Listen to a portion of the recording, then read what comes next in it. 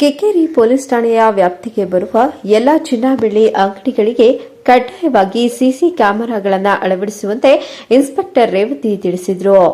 ಕೃಷ್ಣರಾಜಪೇಟೆ ತಾಲೂಕಿನ ಕೆಕೆರಿ ಪೊಲೀಸ್ ಠಾಣೆಯಲ್ಲಿ ಇಂದು ಚಿನ್ನ ಬೆಳ್ಳಿ ಅಂಗಡಿಗಳ ಮಾಲೀಕರ ಕುಂದುಕೊರತೆಯ ಬಗ್ಗೆ ಸಭೆ ಕರೆಯಲಾಗಿತ್ತು. ಸಭೆಯಲ್ಲಿ ಕೆಕೆರಿ ಪೊಲೀಸ್ ಠಾಣೆಯ ಇನ್ಸ್ಪೆಕ್ಟರ್ ರೇವತಿ ಮಾತನಾಡಿ, ಪ್ರತಿಯೊಂದು ಚಿನ್ನದ ಅಂಗಡಿಗಳಲ್ಲಿ ಉತ್ತಮ ಮಟ್ಟದ ಸಿಸಿ ಕ್ಯಾಮೆರಾವನ್ನು ಕಡ್ಡಾಯವಾಗಿ ಅಳವಡಿಸುವಂತೆ ತಿಳಿಸಿದರು.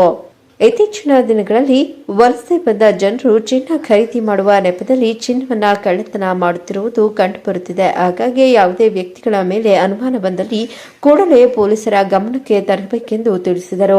ಈ ಸಂದರ್ಭದಲ್ಲಿ ಕೆಕೆರಿ ಪೊಲೀಸ್ ಠಾಣೆಯ ಸಬ್ ಇನ್ಸ್ಪೆಕ್ಟರ್ ಕೇಶವ ಪ್ರಸಾದ್, ಶಿವಲಿಂಗಪ್ಪ, ಸಿಬ್ಬಂದಿಗಳಾದ ವಿನೋದ್ ಕುಮಾರ್, ಸುನೀಲ್ ಸೇರಿದಂತೆ ಗಿರವಿ ಅಂಗಡಿಗಳ ಮಾಲೀಕರು ಸಭೆಯಲ್ಲಿ ಭಾಗವಹಿಸಿದ್ದರು.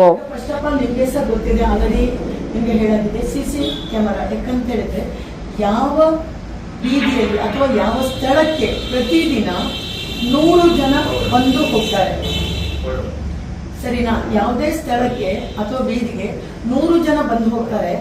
ಆ ಸ್ಥಳಕ್ಕೆ ಕಾಣುವಾಗೆ, ಆ ರಸ್ತೆಗೆ ಕಾಣುವಂತೆ ಯಾವುದೇ ವ್ಯವಹಾರ ಅಥವಾ ಕೈಗಾರಿಕಾ ಕೇಂದ್ರ ಅಥವಾ ಯಾವುದೇ ವ್ಯವಹಾರ ಮಳಿಗೆ ಅಥವಾ ಅಂಗಡಿ ವ್ಯಾಪಾರ ಮುಗ್ಗಟ್ಟು ಇದೆಲ್ಲ ಇದ್ದಾಗ ಅವರು ಕೂಡ ರಸ್ತೆ ಕವರ್ ಆಗುವ ರೀತಿಯಲ್ಲಿ ಸಿಸಿ ಕ್ಯಾಮೆರಾ ಹಾಕಬೇಕು ಅನ್ನೋದು ರೂಲ್ಸ್. ನನಗೆ ನಮ್ಮಲ್ಲೂ ಗಮನಿಸಿದ್ದೀನಿ. ಒಂದಿಷ್ಟು ಜನ ಹಾಗೂ ಸಂಘದವರಿಗೆ ನಾನು ಹೃದಯಪೂರ್ವಕವಾಗಿ ನಮ್ಮ ಕೆಕೆರಿ ಪೊಲೀಸ್ ಠಾಣೆಯ ಪೊಲೀಸ್ ವತಿಯಿಂದ ನಿಮ್ಮನ್ನೆಲ್ಲ ನಾನು ವಂದಿಸುತ್ತಿದ್ದೇನೆ, ಸ್ವಾಗತಿಸುತ್ತಿದ್ದೇನೆ. ಜೊತೆಗೆ ನಮ್ಮ ಸಾರ್ವಜನಿಕರಾದ ಕೃಷ್ಣಗೌಡರು, ಆತ್ಮೀಯರು ಹಾಗೂ ಪೊಲೀಸ್ ಫ್ರೆಂಡ್ ಆಗಿರುವಂತಹ ಕೃಷ್ಣಗೌಡರನ್ನು ಕೂಡ ನಾನು ಪ್ರೀತಿಪೂರ್ವಕವಾಗಿ ನಮ್ಮ ಈ ಮೀಟಿಂಗ್ಗೆ ಆಹ್ವಾನಿಸುತ್ತಿದ್ದೇನೆ.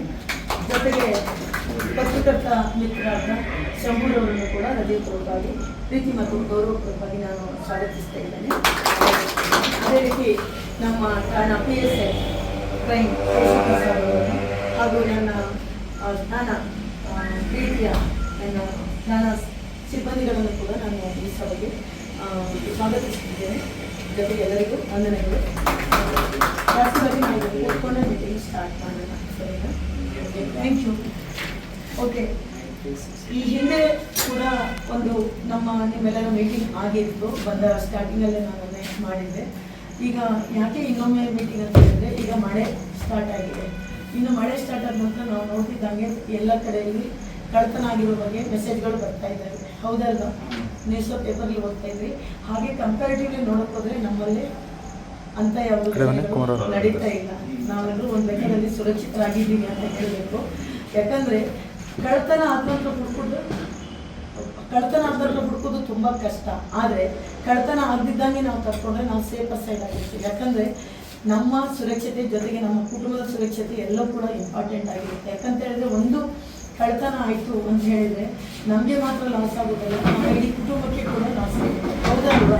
ನಾವು ಮಾನಸಿಕ ಒತ್ತಡಕ್ಕೂ ಒಳಗಾಗ್ತೀವಿ, ಜೊತೆಗೆ ಪೊಲೀಸ್ನವರು ಕೂಡ ಒತ್ತಡಕ್ಕೆ ಒಳಗಾಗ್ತೀವಿ, ಜೊತೆಗೆ ನೀವುಗಳು ಒತ್ತಡಕ್ಕೆ ಒಳಗಾಗ್ತೀವಿ. ಒಂದು ರೀತಿ ಸ್ಟ್ರೆಸ್ಸಲ್ಲಿ ನಾವು ಬಾಳ್ಬೇಕಾದ ಪರಿಸ್ಥಿತಿ ಇರುತ್ತೆ. ಹೌದಲ್ವಾ? ಈ ಒತ್ತಡವನ್ನೆಲ್ಲ ಫೇಸ್ ಮಾಡೋದಕ್ಕಿಂತ ನಾವು ಅದು ಆಗದ ರೀತಿಯಲ್ಲಿ ನಮ್ಮನ್ನೇ ನಾವು ರೆಡಿ ಮಾಡ್ಕೋಬೇಕು. ಹೌದಲ್ವಾ? Prevention is better than detection ಅಂತಾನೆ ಹೇಳ್ತಾರೆ. ಯಾಕಂದ್ರೆ ಕಾನೂನಲ್ಲೂ ಹೇಳುತ್ತೆ, ಈವನ್ ನಮ್ಮ ಪೊಲೀಸ್ ಮ್ಯಾನ್ಯಲ್ ಅಲ್ಲೂ ಹೇಳಿದೆ, ಪ್ರಿವೆನ್ಷನ್ ಮಾಡಿ ನಾವು ಸುರಕ್ಷಿತರಾಗಿರೋಣ. ಡಿಟೆಕ್ಷನ್ ಕಳ್ಳತನ ಆದ ನಂತರ ಹುಡುಕೋದು ತುಂಬಾ ಕಷ್ಟ ಇರುತ್ತೆ. ಪ್ರಿವೆನ್ಷನ್ ಮಾಡೋಕ್ಕೆ ಸಾಧ್ಯ ಇದೆ ನಾವು ಮನಸ್ಸು ಮಾಡಿದ್ರೆ.